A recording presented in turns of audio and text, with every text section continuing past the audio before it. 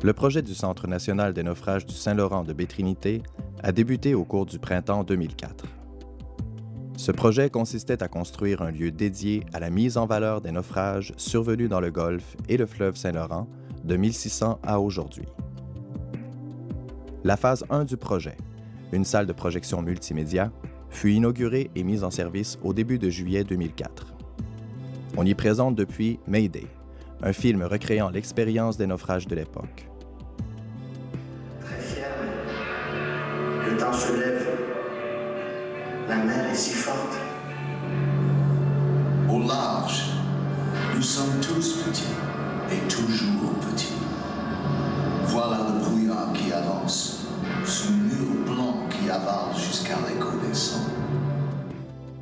Au cours des 3 années qui ont suivi, nous avons accueilli au centre plus de 10 000 visiteurs venus de toutes les régions du Québec, de l'Ontario, de la France et des États de la Nouvelle-Angleterre. Tous se sont dit emballés tant par la pertinence du sujet traité que par son originalité et la qualité de sa présentation. Avec un tel produit, le conseil d'administration du centre croit fermement pouvoir attirer annuellement dans la région au-delà de 20 000 visiteurs. Pour y arriver, nous devons impérativement démarrer la phase 2 du projet. Le film qui suit en présente les principaux éléments.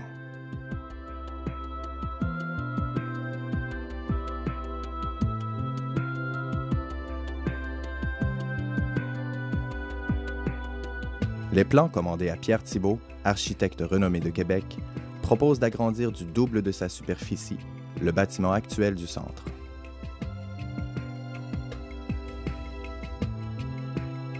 La nouvelle aile comprendra une salle dédiée à la présentation d'artefacts de différents naufrages, prenant appui sur les vestiges du Elizabeth and Mary.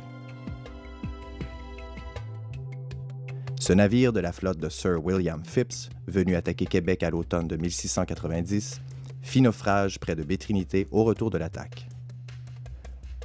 Selon le ministère de la Culture et des Communications du Québec, il s'agit de la plus ancienne épave de l'époque de la Nouvelle-France découverte à ce jour, et l'importance de sa mise en valeur n'est pas à démontrer. Cette aile comprendra également une médiathèque reliée à un centre universitaire permettant d'effectuer des recherches sur les naufrages du Saint-Laurent, de même que des recherches généalogiques reliées aux familles des marins des naufragés.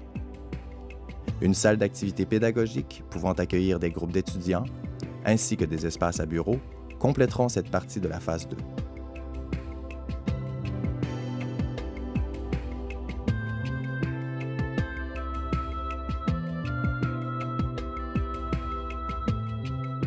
L'aménagement de l'église paroissiale en lieu dédié à la mémoire des naufragés constitue un point fort de la phase 2 du projet. Nous avons fait appel à un artiste québécois reconnu sur la scène internationale, M. René Derouin, pour nous soumettre un concept d'aménagement qui respecte à la fois un lieu de culte religieux toujours utilisé par les résidents de Baie-Trinité et le drame humain vécu lors d'un naufrage. L'aménagement vise également à rappeler le rôle important joué par l'Église catholique dans l'histoire de notre pays. Le concept développé par l'artiste, en plus de respecter ce mandat, propose une œuvre évolutive d'une grande beauté qui met à contribution aussi bien les gens du milieu que les visiteurs qui voudront laisser leur marque dans l'œuvre.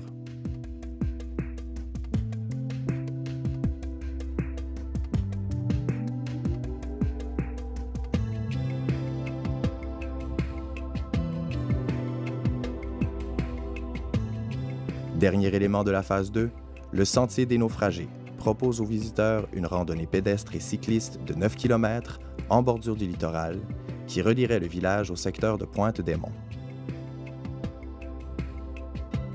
L'intérêt de ce sentier réside dans le fait qu'il offre une série de haltes d'interprétation dans des baies où eurent lieu des naufrages connus et documentés, mais toujours ignorés du public.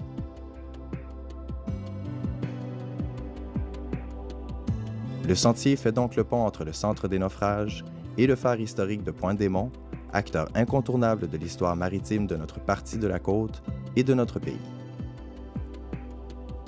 Nous sommes persuadés que ces 2 derniers éléments de la phase 2 compléteront admirablement le projet et exerceront un très fort attrait sur la clientèle touristique, en plus de contribuer à sa rétention dans notre région.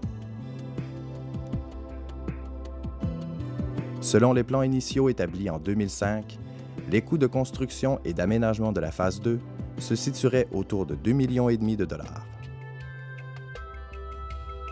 Nous croyons être en mesure de recueillir 2 millions des gouvernements provincial et fédéral, mais devons toutefois apporter au projet une mise de fonds équivalente à 20 % de l'investissement, soit 400 000 $.